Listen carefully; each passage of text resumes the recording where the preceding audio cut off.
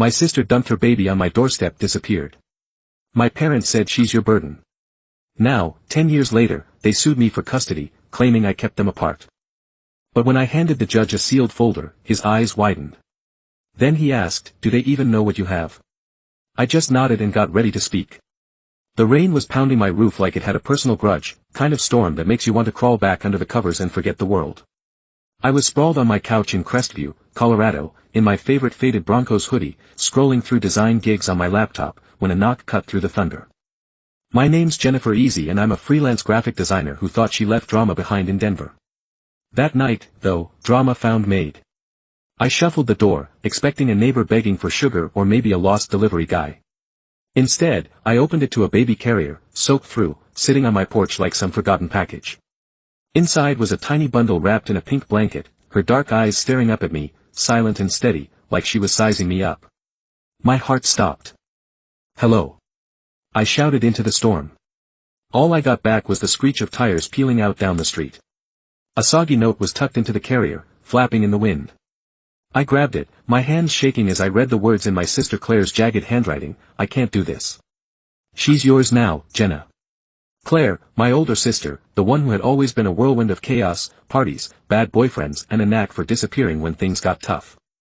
Growing up in Denver, our parents were all about their country club image, their perfect Sutton family facade. Claire was the rebel, always in trouble while I was the quiet one sketching in my room, trying to stay invisible. I'd moved to Crestview to escape their judgment, their coldness and Claire's messes. But now here was her baby, left in the rain like a stray dog. I brought the carrier inside my tiny living room, feeling smaller by the second. The baby wasn't crying, which freaked me out more than if she had been. She just watched me like she knew I wasn't over my head. "Jenna," think I muttered, pacing past my cluttered desk and half-dead houseplants. I didn't know Claire was pregnant. She hadn't called in months. Hospital police, our parents, the thought of calling them made my stomach twist. They disowned Claire when her addiction got bad. They'd always treated me like a disappointment for choosing a bohemian life over their high society world. I dial my mom anyway, my fingers clumsy on the phone. She picked up, her voice sharp. "Do you know how late it is, Mom? Claire left her baby on my doorstep. There's just a note. I don't know what to do." Silence. Then, "Jenna. I suppose she's your responsibility." "Now what, Mom?" "I can't. Your sister made her choice." She cut in cold, as ever. "We can't have this scandal getting out. Handle it quietly, put that on. He's asleep. Don't raise your voice at me, Jenna. This is why Claire couldn't trust you to handle things properly. Be discreet." Click. The line went dead. I stared at the phone, then at the baby, who let out a tiny snuffle like she was reminding me she was still there. "Just us," I said, my voice wobbling. I was 25, barely keeping my freelance gigs afloat, and now I had a kid. Panic clawed at me. Those eyes, those big, trusting eyes, kept me moving. I found a YouTube video on newborn care, grabbed my keys and ran to the 24-hour pharmacy for diapers and formula, leaving her alone for 12 agonizing minutes. I kept picturing her waking up, crying, with no one there. When I got back, she was still asleep and I sank to the floor, shaking, promising her we'd figured out. The next morning I called in sick to my part-time retail job. My boss wasn't having it. Family emergency doesn't cut it. After probation, she snapped. I lost the job a week later, my savings dwindling as I bought bottles, clothes and a second-hand crib. The only paperwork was one half-filled birth certificate application listing December 21st as her birthday. Winter solstice, hope in the darkest time. So I named her Leah, my little light. That first week, during a middle-of-the-night feeding, I whispered to her, "I have no clue what I'm doing, but we'll get through this together." I didn't know it then. That promise would define the next decade of my life and the fight I never saw coming. 10 years flew by like a whirlwind of sippy cups, school plays and late-night design deadlines. Aaliyah grew from that silent bundle into a spitfire of a kid, gangly legs, paint-splattered hands and a laugh that could light up our tiny Crestview house. I traded my Denver dreams for this small-town life, freelancing from my cluttered home office, so I could be there. For her first steps, her first words, her first soccer goal, every crayon drawing on the fridge, every bedtime story on our sagging couch felt like a victory. I wasn't just raising Aaliyah, she was saving me, giving me purpose. I never found in my parents' world of polished surfaces and empty promises. But one afternoon, as I was tweaking a logo for a client, a sharp knock rattled my door.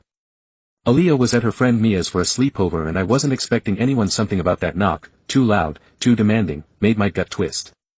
I opened the door and it was like stepping into a bad dream. There stood Claire, my sister, looking like she'd walked out of a magazine. Designer code, flawless makeup, not a hair out of place. Flanking her were our parents, my mom's face set in that familiar scowl, my dad staring at his shoes. Behind them, a guy in a slick suit clutched a briefcase like a weapon. "Jenna," Claire said, her smile, all teeth, no warmth.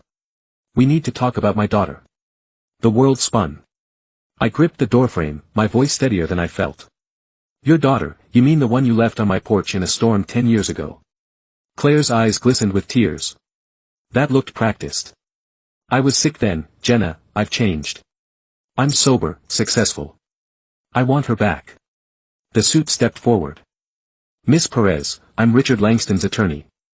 We're here to discuss custody arrangements." For earlier custody, the word hit like a punch. But beneath the shock something fiercer was rising, a mama bear instinct toned over a decade of love. "You're not coming in," I said, blocking the doorway. "You're not discussing custody of our daughter." Claire corrected her voice. "Therapy. Let's be civil, Jenna." "Civil," I laughed bitter, like abandoning a newborn. "And the rain is civil." My mom stepped forward, her pearl necklace gleaming. "Jenna, stop being dramatic. Your sister is trying to make things right after 10 years, try again." I pulled out my phone and dialed Christopher Caldwell, my best friend from college and a damn good lawyer. His blue pickup rolled into my driveway minutes later and he strode up all calm, confidence, perfect timing. Langston said, his smile tight. I was about to present custody filing papers, then present them to me. Christopher said, stepping beside me, "I Miss Perez, as attorney, you knew this was coming." My dad muttered, finally looking up. "No," I snapped. "I just learned not to trust any of you." We ended up in my living room, Christopher insisting it looked cooperative. He sat beside me on the couch while Claire, my parents and Langston perched on chairs, usually covered in Aaliyah's art supplies. Langston spread papers across my coffee table. "My client has been sober for 3 years, has a stable home and a thriving career.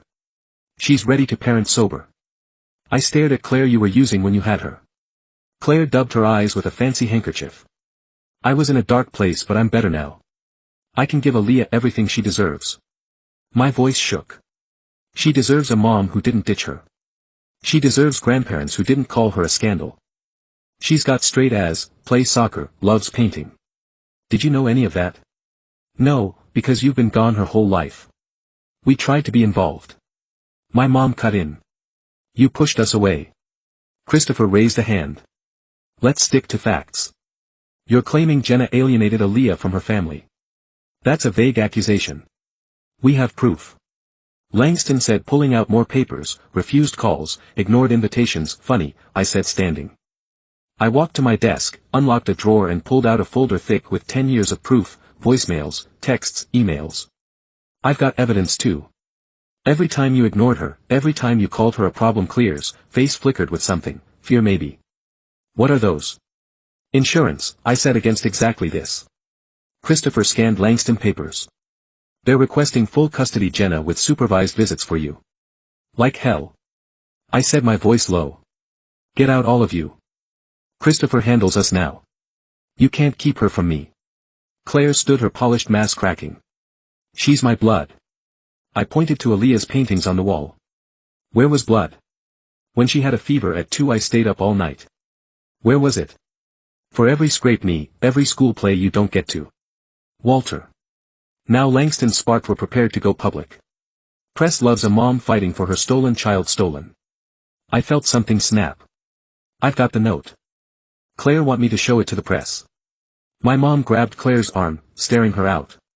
This isn't over, Jenna, you've always been selfish. They left Langston briefcase swinging like a threat. Christopher stayed, his face grim. They're playing dirty. You ready for this? I pulled out a USB drive, years of documented neglect inside. They have no idea how ready I am. The next few weeks were a blur of late nights and whispered fears. I took Aaliyah into bed, her galaxy pajamas glowing under the lamp, and she'd ask, Mom, is everything okay? I'd smile, brush your hair back and say, I'm handling it, kiddo. But inside I was terrified. Claire and my parents weren't just fighting for Aaliyah, they were fighting for a trust fund. My grandma had left for Claire's firstborn a fortune they could control only if a Leo was in their custody. $2 million accessible when she turned 18. Unless they got her now and played trustees.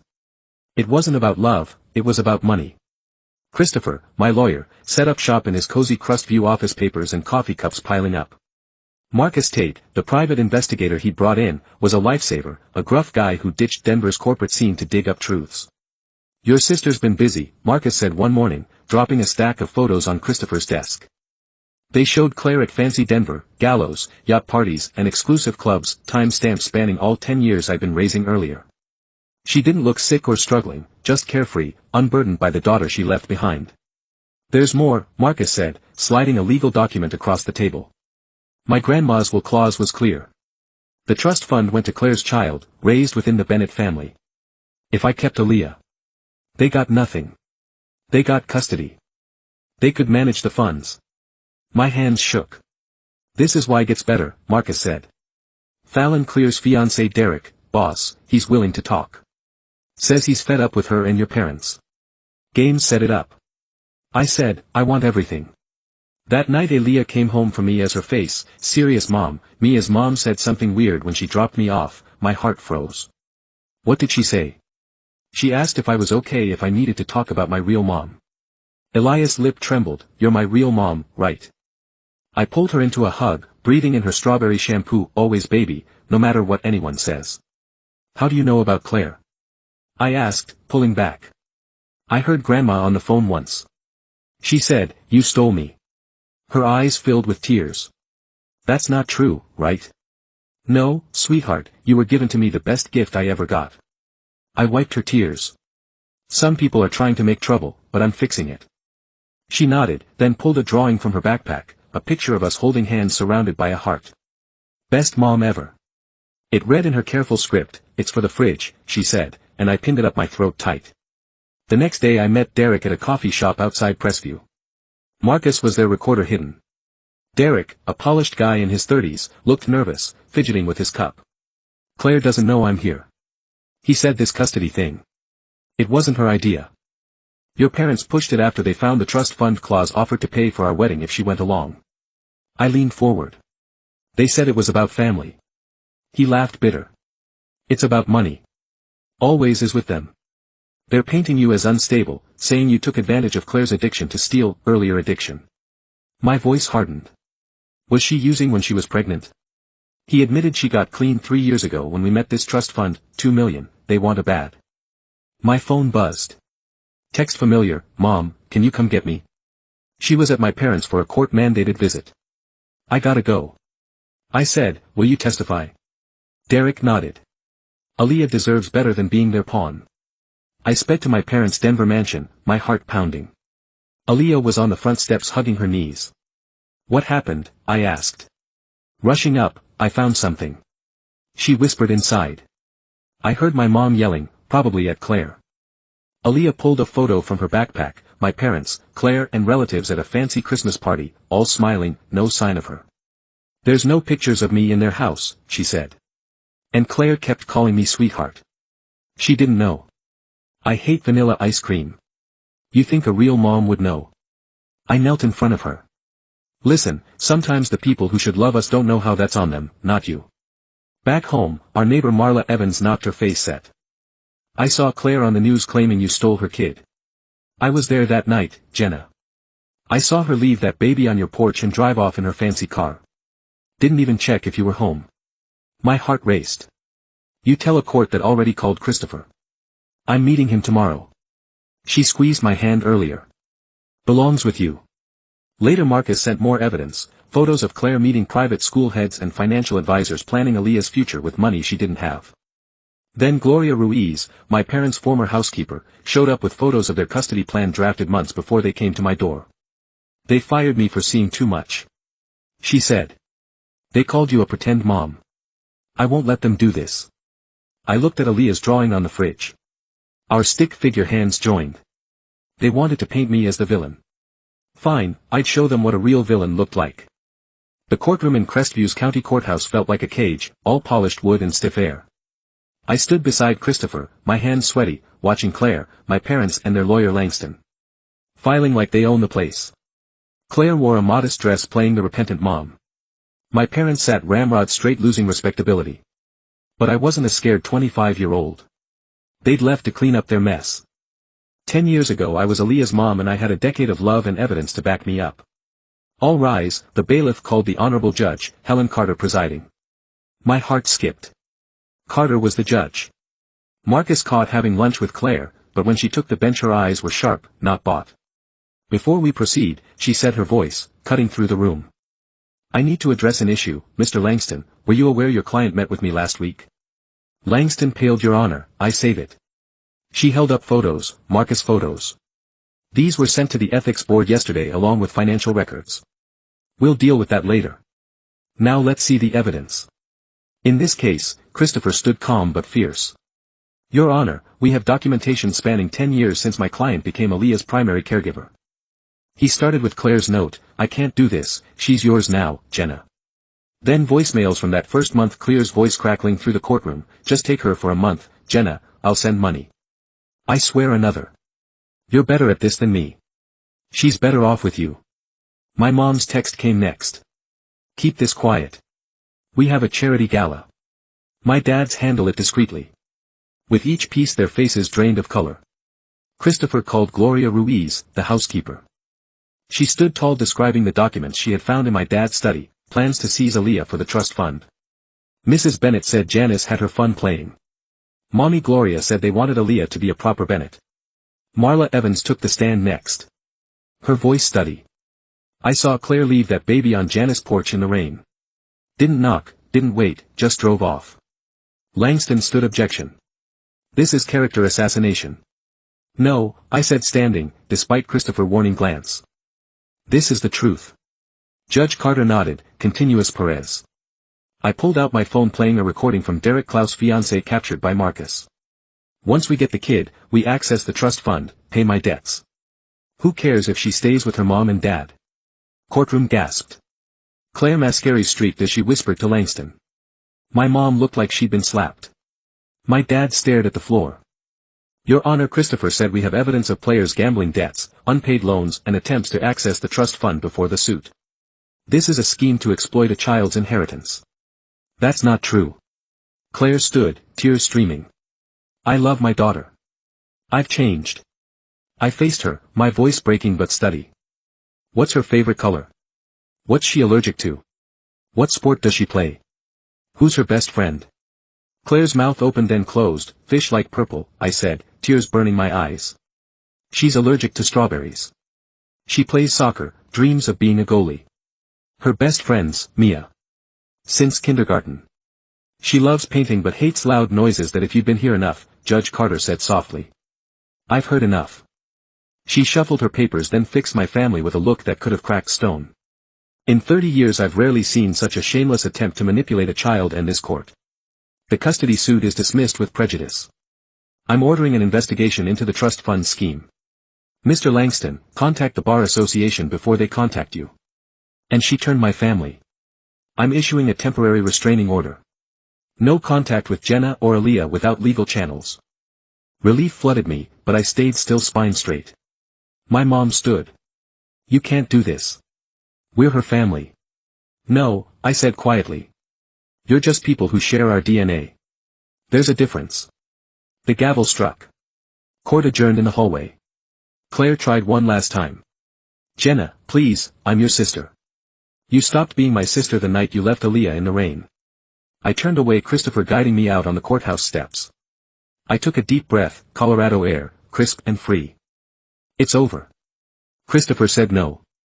I replied, thinking of Aaliyah waiting at home, probably dueling to calm her nerves. It's just beginning, but this time we're writing the story. Aaliyah is waiting on her porch. When I pulled into the driveway, Mia and her mom, Carla, beside her. Before I could park, Aaliyah sprinted to the car, her eyes wide. Did you mean it? Is it really over? I hugged her tight, her warmth grounding me. It's over, baby, they can't take you away.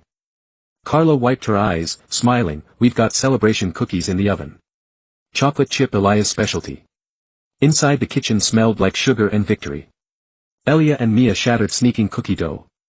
When they thought I wasn't looking, my phone buzzed with a news alert: Denver custody case exposes trust fund plot.